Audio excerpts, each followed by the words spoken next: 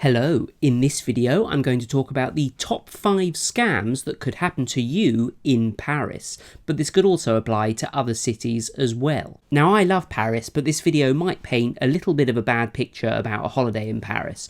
Truthfully, I haven't really had any great problems on holiday in Paris, and if you listen to the advice in this video, then you'll have a great time too. Anyway, let's get on with the list. At number 5, we have the restaurant scam.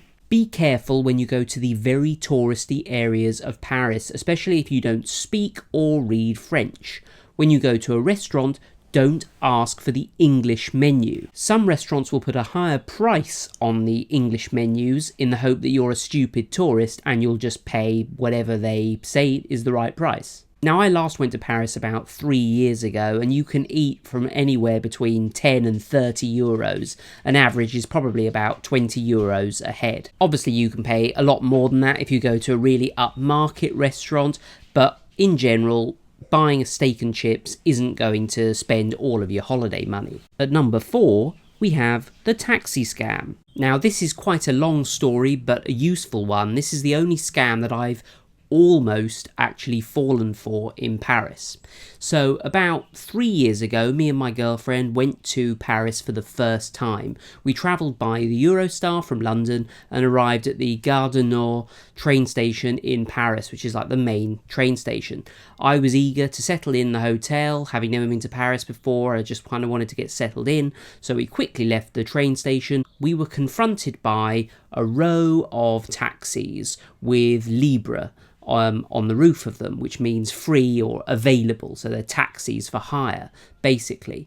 And then before we knew it, a man had sort of come up to us with a sheet of paper and was pointing at it, asking us where we wanted to go. I said we wanted to go to the Holiday Inn in Montparnasse or something, and he was a bit confused. He didn't quite know where it was, but he was pointing to tariffs on the sheet of paper, telling me that it was 80 euros to get to this.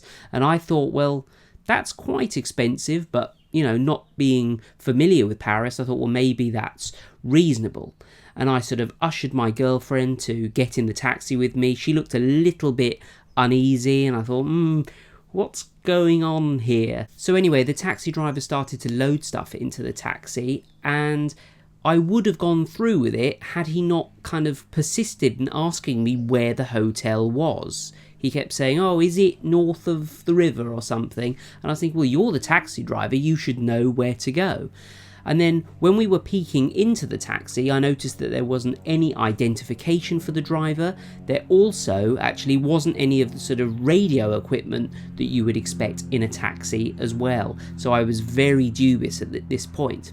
And then when we looked over to the right of the station immediately as you leave, we saw a huge queue of people at a real taxi rank, and so it turns out actually that there are a huge number of illegitimate taxis outside the Paris train stations, and they're the first ones you come to actually as soon as you leave the train station. Now, in the best case, they will rip you off and charge you 80 euros for a journey that should cost about 10 euros. In the worst case scenario, they'll take you to the wrong destination, maybe into the middle of nowhere, and demand that you give them all your money before they take you back to civilization. Thankfully, I got out of this situation. When I noticed the other taxi rank, I said to the bloke, "Get the bags out of the car, please. Take the bags out of the car." He swore at me in French, took the bags out, and we went over and queued for the proper taxi rank and got a fare that was about a tenth of the price. At number 3, we have the gold ring or free gift scam. So me and my girlfriend were going to go on a boat tour, and we were walking along this side of the river, and there was a sort of scruffy woman ahead of us.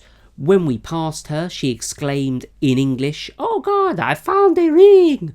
And we sort of turned round, glanced round, and she was bending over on the floor, picking something up. Now, I immediately smelled a rat here, and we just carried on walking.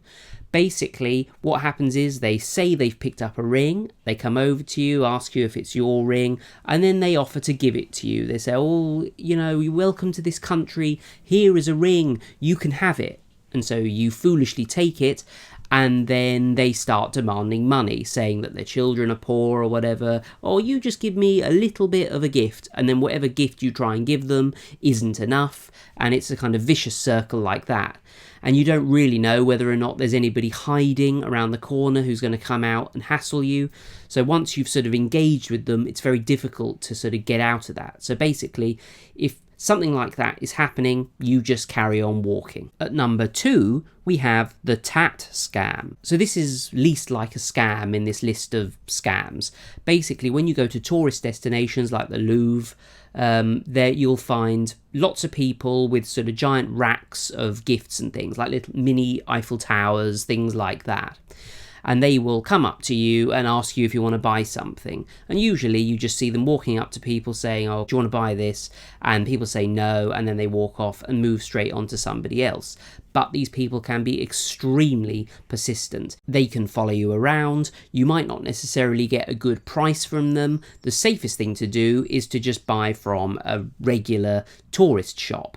I mean, to be honest, the TAT is probably the same quality, but at least you know you're paying the sort of standard overpriced tourist prices rather than whatever rip-off price this kind of street merchant wants to sell you at. Even if you do buy something from them, that won't be enough for them. They will continue to try and sell you additional stuff, and they will just follow you around.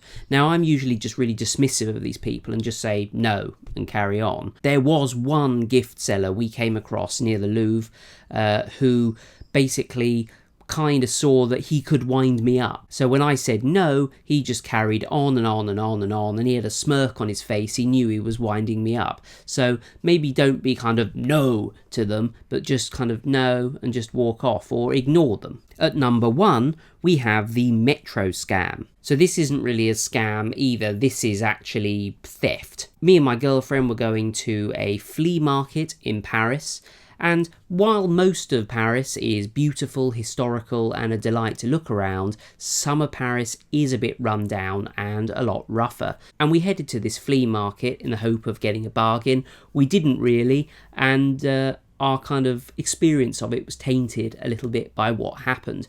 So going through the metro, there was a sort of Chinese girl in fancy, stylish clothes waving around an iPad.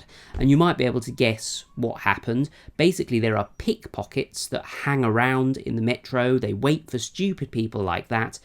One of them ran up to this girl and grabbed the iPad out of her hand. But thankfully she sort of screamed and she grabbed onto her iPad really tightly, so the pickpocket didn't get it. A kind of sad thing to note is actually that the security guards in the metro just sort of stood around. I mean, they might have even been police, but I think they were security guards. They just sort of stood around, not interested. They didn't want to get involved at all. So really, just use your common sense when you're in a foreign country. Don't wave around expensive items. Don't leave your wallet on show or your phone on show. Keep them ideally away from public eye and zipped up as well. So finally, a little bit of general advice. This might sound a little bit sad, and this is just kind of me really, but don't trust anyone when you go on holiday. Don't be overly trusting. Be kind of switch on the cautious mode in your mind and just think, why is this person asking me this question? Don't just assume that everybody who comes up to you is genuine. And if somebody is genuinely in need of help, say they're in need of directions or something, you're not necessarily going to be able to help them because you may not speak the local language. So if you're in Paris, you need to practice saying je ne comprends pas, which means I don't understand, and then just walk off, or je ne sais pas, I don't know, or even je ne parle pas français, which means I don't speak French. So it's kind of a polite way of saying bugger off, I don't speak French. I mean, it can be quite difficult to decide what's genuine and what's not, but as a rule, just to keep myself safe and my girlfriend safe, I tend to be a bit overcautious. We were walking back from a jazz bar one night in Paris, and a bloke came up to us. He was sort of pacing around near a metro entrance, talking to himself. Oh, I've lost my wallet. What am I going to do? What am I going to do? And he kind of started to direct it towards us, but we just sort of carried on walking. And I sort of thought, well, why are you pacing around at night Why are you not going to a police station? Why are you not walking to find your friends or your hotel? You know, it's all a little bit suspicious. And if you've got anything in your mind that says it's not right, just walk away from it. A similar thing happened to me in a hotel lobby once, actually. Somebody came up and said they'd lost their wallet. This was in America, actually, in Texas. And he was sort of asking for 10 euros from everyone to try and get his train back to his friends or whatever. So, you know, basically that's just a scam to get money. They haven't lost their wallet. Once they finish talking to you, and if you've given them a couple of quid, they'll just go straight up to the next person right in front of you and ask exactly the same thing. So if they do that, then, you know, they're well practiced at this. There's no shame there. This is something that they do all the time. Thanks for watching this video. I hope it helps you not get scammed in Paris or any other country that you choose to visit. If you've experienced any of these scams or any other scams that I haven't mentioned, please let me know down below, because I think they're really interesting and I want to avoid them myself. Do subscribe if you enjoy this kind of video, and I'll see you next time for another video.